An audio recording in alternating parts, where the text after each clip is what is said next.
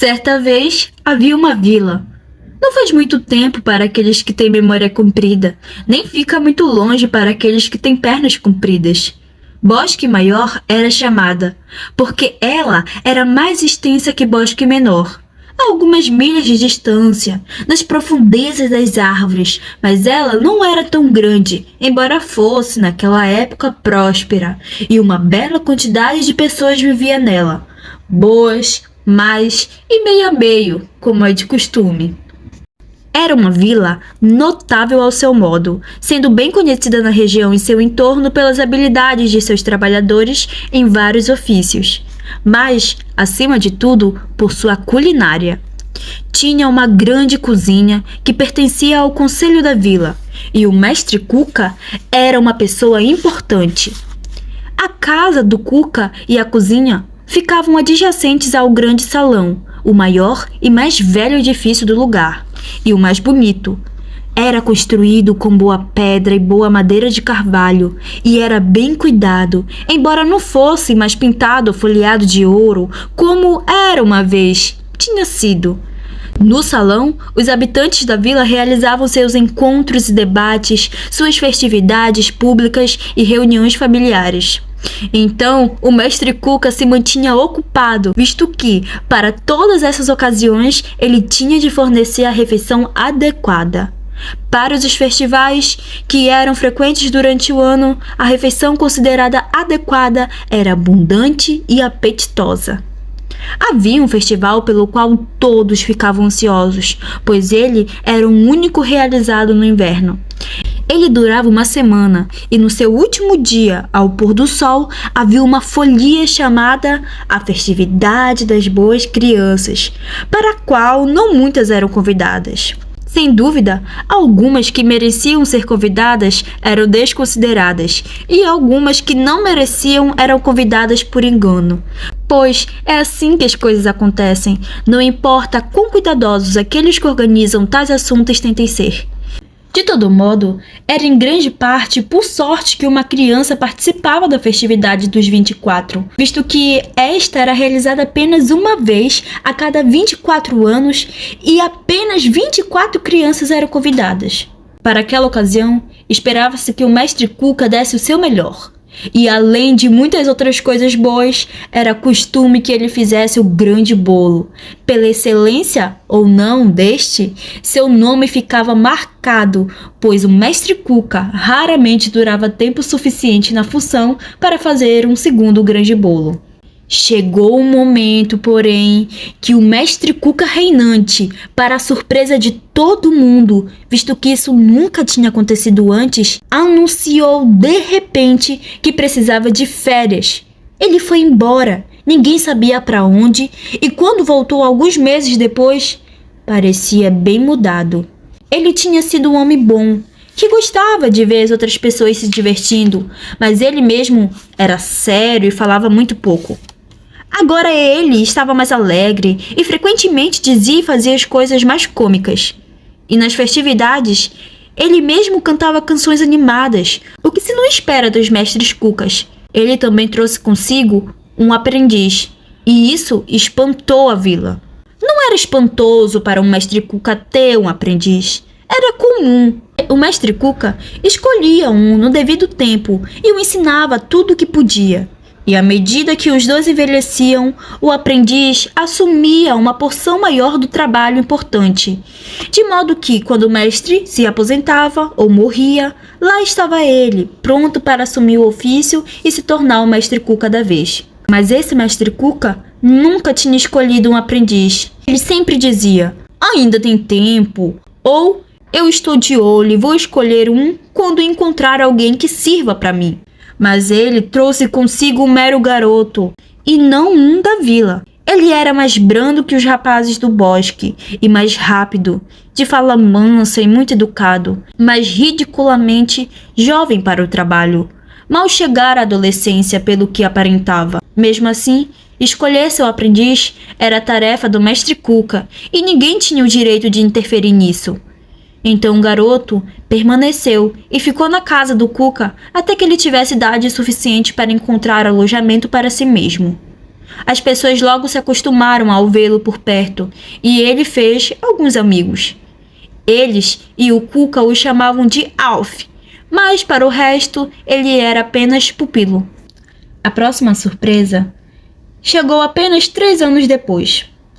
Em uma manhã de primavera, o mestre Cuca tirou seu chapéu branco e alto, dobrou seus aventais limpos, pendurou seu casaco branco, pegou um cajado de freixo resistente e uma pequena bolsa e partiu. Ele disse adeus ao aprendiz. Ninguém mais estava por perto. Adeus por hora, Alf, disse ele. Deixe você para conduzir as coisas da melhor forma que puder, o que é sempre muito bem. Desejo que tudo dê certo. Caso a gente se encontre de novo, espero saber de tudo. Conte a eles que eu saí de férias outra vez, mas nesse caso, não devo voltar. Houve uma grande agitação na vila quando o pupilo deu essa mensagem às pessoas que vieram à cozinha. Isso é coisa que se faça, disseram eles. E sem avisar ou dizer adeus? O que nós vamos fazer sem o mestre Cuca? Ele não deixou ninguém para substituí-lo. Em todas as discussões, ninguém jamais pensou em fazer do jovem pupilo um Cuca. Ele cresceu um pouco mais, mas ainda parecia um garoto, e servira o seu cargo por apenas 3 anos. No final, por falta de alguém melhor, eles nomearam um homem na vila que sabia cozinhar o básico bem o suficiente. Quando era mais jovem, ele ajudou o mestre Cuca em momentos de muito trabalho, mas o mestre nunca tinha gostado dele e não o tomaria como aprendiz. Ele era agora um homem consolidado, com esposa e filhos, e cuidadoso com o dinheiro. Pelo menos ele não vai partir sem dar notícias, disseram eles. E comida medíocre é melhor do que nada. Tem 7 anos até o próximo grande bolo, e com o tempo ele vai ser capaz de dar conta disso. Cavalheiro, pois assim ele se chamava, ficou muito satisfeito com o rumo que as coisas tinham tomado. Ele sempre sonhou se tornar o mestre Cuca e nunca duvidara de que poderia dar conta disso. Por algum tempo, quando estava sozinho na cozinha, ele costumava colocar o chapéu branco e alto e olhar para si mesmo em uma frigideira polida e dizer: "Como vai você, mestre? Esse chapéu lhe cai muito bem. Poderia ter sido feito para você. Espero que as coisas corram bem para você." As coisas correram razoavelmente bem. Para começar, Cavalheiro deu o seu melhor e tinha pupilo para ajudá-lo. De fato, aprendeu muito com ele ao observá-lo ardilosamente, embora Cavalheiro jamais admitisse isso. Mas no tempo devido, a época da festividade dos 24 se aproximou e Cavalheiro teve de pensar sobre fazer o grande bolo. Secretamente, ele estava preocupado, pois embora tivesse 7 anos de prática e conseguisse dar conta de bolos e doces de confeitaria aceitáveis para ocasiões ordinárias, ele sabia que seu grande bolo seria avidamente aguardado e que teria de satisfazer críticos severos, não apenas as crianças. Um bolo menor, com os mesmos ingredientes e preparo, deveria ser fornecido para aqueles que viessem ajudar na festividade. Também era esperado que o grande bolo tivesse algo de novo e surpreendente e que não fosse uma mera repetição do anterior. A sua ideia principal era que o bolo deveria ser muito doce e apetitoso, e decidiu que ele deveria ser inteiramente coberto de glacê, para a qual o pupilo tinha uma mão muito boa. Isso vai deixá-lo bonito e feérico, pensou ele. Fadas e doces eram 2 das pouquíssimas noções que ele tinha sobre o gosto das crianças. Quanto às fadas, pensava já ser crescido bastante, mas dos doces ele permaneceu gostando muito. "Ah, feérico", disse ele, "isso me deu uma ideia." Então lhe veio à mente a ideia de espetar uma pequena boneca branca em um pináculo no meio do bolo, vestida toda de branco, com uma varinha em sua mão, terminando em uma estrela de oropel, e com Fada Rainha escrito em glacê cor-de-rosa em volta de seus pés. Mas, quando ele começou a preparar os materiais para fazer o bolo, descobriu que tinha apenas memórias confusas do que deveria ir dentro do grande bolo. Então, examinou alguns livros antigos de receitas deixados para trás pelos cozinheiros anteriores. Eles o desconcertavam, mesmo quando conseguia decifrar sua letra de mão, pois mencionavam muitas coisas de que ele não havia ouvido falar, e algumas de que ele havia esquecido, e agora não tinha tempo de ir atrás. Mas ele pensou que deveria experimentar uma ou duas das especiarias de que os livros falavam. Ele coçou a cabeça e lembrou de uma antiga caixa preta com vários compartimentos diferentes, na qual o último Cuca guardava especiarias e outras coisas para bolos especiais. Ele não havia visto desde que assumiria o posto, mas, depois de uma busca, encontrou-a em uma prateleira alta na despensa. Ele a tirou de lá e soprou a poeira de cima da tampa. Mas, quando abriu, percebeu que sobrara muito pouco das especiarias, e elas estavam secas e mofadas. Mas, em um compartimento no canto, ele descobriu uma estrela pequena, pouco maior que uma moeda de 10 centavos, de aparência escura, como se fosse feita de prata, mas estivesse enferrujada. "Que engraçado", disse ele quando a ergueu contra a luz. "Não, não é", respondeu uma voz atrás dele, tão de repente que ele deu um pulo. Era a voz de Pupilo, e ele nunca havia falado com o mestre naquele tom antes. De fato, ele raramente falava com o cavalheiro, a não ser que este lhe falasse primeiro. Muito correto e apropriado para um rapaz da sua idade. Ele podia ser esperto com glacê, mas tinha muito a aprender ainda. Essa era a opinião de cavalheiro. "O que você quer dizer, meu jovem?" indagou ele, não muito satisfeito. "Se não é engraçado, o que é?"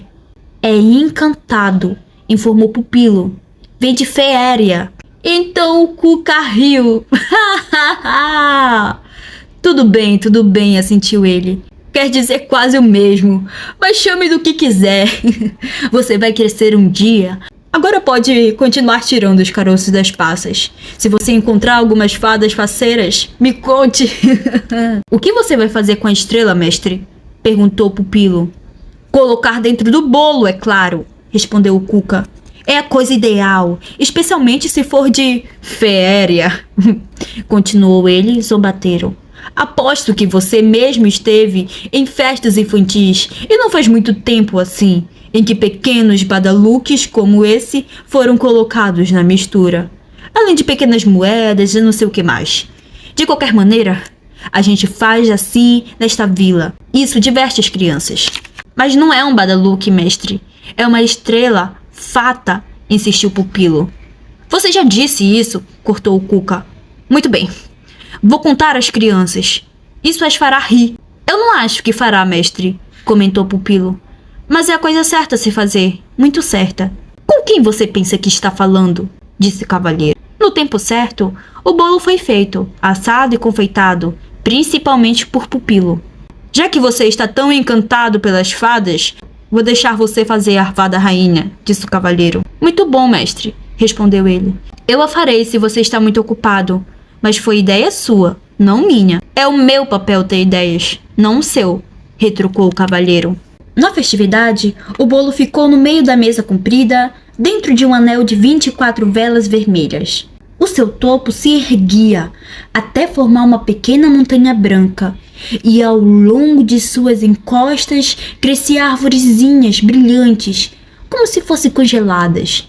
No cimo ficava uma minúscula figura branca, em uma perna só, como uma donzela da neve dançando, e suas mãos havia uma minuta varinha de gelo faiscando luz. As crianças olhavam para o bolo com olhos arregalados, e uma ou duas batiam palmas gritando: "Não é bonito? É feérico?" Aquilo deleitou o Cuca, mas o aprendiz olhava insatisfeito. Ambos estavam presentes, o mestre para cortar o bolo quando a hora chegasse e o aprendiz para afiar a faca e entregá-la a ele. Enfim, o Cuca pegou a faca e se aproximou da mesa. "Eu deveria contar a vocês, meus queridos", disse ele, "que dentro desse adorável glacê tem um bolo feito de muitas coisas boas para comer.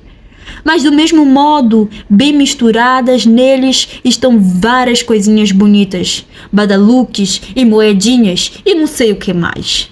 E dizem que é boa sorte encontrar alguma daquelas em seus pedaços. Há 24 no bolo. Então, deve haver uma para cada um de vocês. Se a fada rainha jogar justo, mas ela nem sempre age assim. Ela é uma criaturinha astuciosa. Podem perguntar ao senhor pupilo. O aprendiz se virou e estudou os rostos das crianças. Não, eu ia me esquecendo, disse o Cuca. Há 25 nesta noite. Há também uma pequena estrela de prata, mágica e especial, algo assim, como diz o senhor pupilo. Então, tenham cuidado. Se vocês quebrarem um de seus belos dentes da frente com ela, a estrela mágica não vai consertá-los. Mas suponho que encontrá-la seja algo especialmente digno de sorte, de qualquer modo. Era um bom bolo, e ninguém encontrou nenhum defeito nele, exceto não ser maior do que era necessário. Quando o bolo foi todo fatiado, havia um grande pedaço para cada criança, mas não sobrou nada. Não daria para repetir. Os pedaços desapareceram logo, e de vez em quando um badaluque ou uma moeda eram descobertos. Alguns encontraram um, outros encontraram 2, e vários encontraram nenhum. Pois é assim que a sorte é, tendo uma boneca com uma varinha no bolo, ou não. Mas quando o bolo foi devorado por inteiro, não havia sinal de nenhuma estrela mágica. Minha nossa! Exclamou o Cuca. Então ela não deve ser feita de prata no fim das contas. Deve ter sido derretido.